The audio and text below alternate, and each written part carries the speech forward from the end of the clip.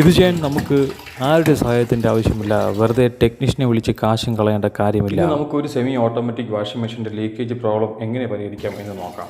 Make your life even easier. മൈലി-ടോക്കിൻ്റെ മറ്റൊരു വീഡിയോയിലേക്ക് എല്ലാവർക്കും സ്വാഗതം. അപ്പോൾ സുഹൃത്തുക്കൾ, നിങ്ങൾ ആദ്യമേ തന്നെ വാഷിംഗ് മെഷീൻ്റെ സ്വിച്ച് ഓഫ് ചെയ്തിട്ട് അൺപ്ലഗ് ചെയ്യേണ്ടതാണ്. സാധാരണഗതിയിൽ എല്ലാ സെമി ഓട്ടോമാറ്റിക് വാഷിംഗ് മെഷീനും പ്രവർത്തിക്കുന്നത് ഏകദേശം ഒരുപോലെയാണ്. ഇപ്പോൾ ഞാനിവിടെ നിങ്ങളെ കാണിക്കുന്നത് ഹാവൽസിൻ്റെ ലോയിഡ് മോഡലിലുള്ള ഒരു സെമി ഓട്ടോമാറ്റിക് വാഷിംഗ് മെഷീൻ്റെ ലീക്കേജ് പ്രോബ്ലവുമായിട്ട് ബന്ധപ്പെട്ടുള്ള വീഡിയോ ആണ്. നമ്മളിവിടെ ടാപ്പ് ഓൺ ചെയ്തതിന് ശേഷം വാഷിംഗ് മെഷീൻ്റെ വാഷ് നോബ് ഡ്രൈനേജിൽ നിന്നും ഹെവി മോഡ് തിരഞ്ഞെടുത്തിട്ടും ഡ്രൈനേജ് പൈപ്പിൽ കൂടി ജലം ധാരധാരായി ഒഴുകുകയാണ് സുഹൃത്തുക്കളെ.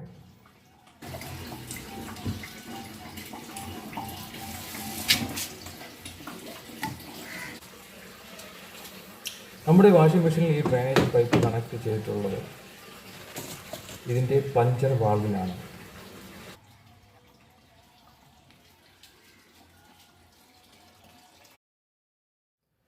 നമുക്ക് ഈ ഒരു പൈപ്പ് റേഞ്ചിൻ്റെ സഹായത്തോടെ ഈ പ്ലഞ്ചർ വാൾവിൻ്റെ ക്യാപ്പ് ഊരി മാറ്റാം സുഹൃത്തുക്കളെ.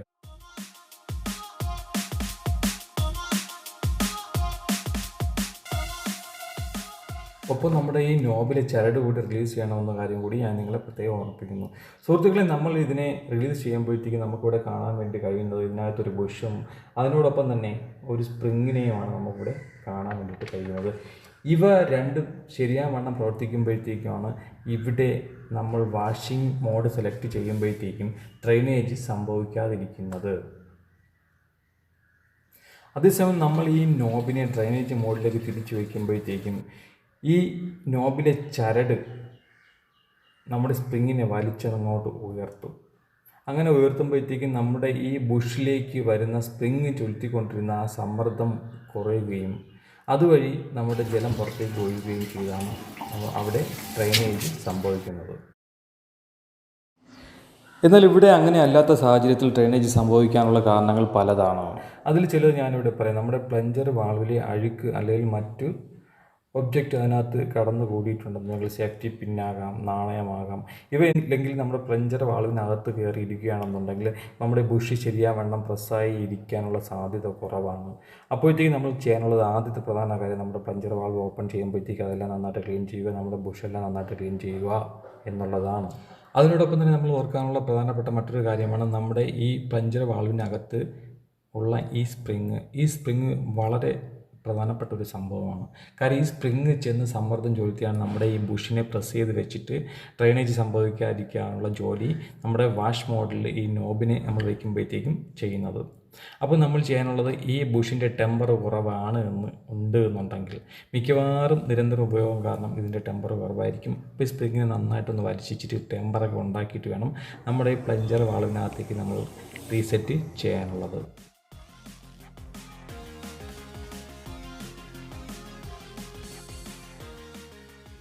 അപ്പോൾ സുഹൃത്തുക്കളെ, എല്ലാം നമ്മൾ വളരെ ഭംഗിയായിട്ട് തന്നെ ചെയ്തു.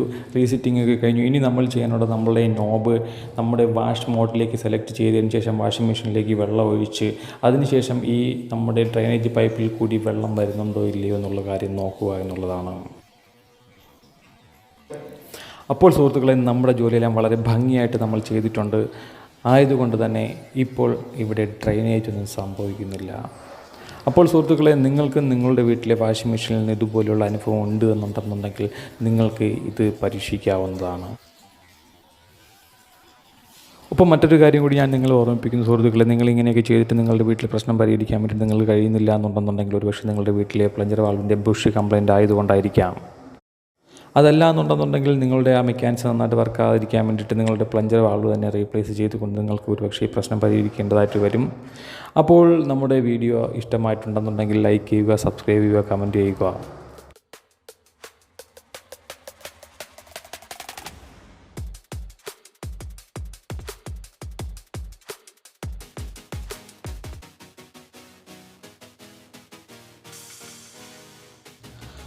അതിനോടൊപ്പം തന്നെ നമ്മുടെ ചാനലിലെ വീഡിയോ ആദ്യമായിട്ട് കാണുന്ന സുഹൃത്തുക്കൾ ആരെങ്കിലും ഉണ്ട് എന്നുണ്ടെങ്കിൽ നമ്മുടെ ചാനൽ ഇതുവരെയും സബ്സ്ക്രൈബ് ചെയ്തിട്ടില്ല എന്നുണ്ടെങ്കിൽ എത്രയും പെട്ടെന്ന് നമ്മുടെ ചാനൽ സബ്സ്ക്രൈബ് ചെയ്യണമെന്ന് കൂടി അഭ്യർത്ഥിക്കുന്നു.